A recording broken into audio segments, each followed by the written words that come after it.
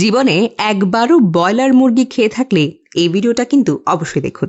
দর্শক, ব্রয়লার মুরগি খাওয়ার কারণে কিছু কিছু রোগ মানুষের শরীরে প্রচুর পরিমাণে বৃদ্ধি পায়। তাই জীবনে যদি একবারও ব্রয়লার মুরগি খেয়ে থাকেন তাহলে ভিডিওটি আপনি অবশ্যই দেখবেন। ব্রয়লার মুরগিকে খুব দ্রুত বৃদ্ধি করার জন্য প্রচুর পরিমাণে ম্যাশ খাওয়ানো হয়, যার ফলে ওজন খুব দ্রুত বাড়ে। এই ব্রয়লার মুরগি খেলে আপনার হার্ট অ্যাটাক হওয়ার সম্ভাবনা অনেক বেশি বেড়ে যায়। ব্রয়লার মুরগি খাওয়ার কারণে দেহে কোলেস্টেরলের মাত্রা খুব দ্রুত বাড়তে থাকে। মানবদেহের ওজন বৃদ্ধি করতেও খুব কাজ করে থাকে এই মুরগিটি। এছাড়া ব্রয়লার মুরগি খেলে ফুড পয়জন হতে পারে, যার সম্ভাবনা অনেকটাই বেশি।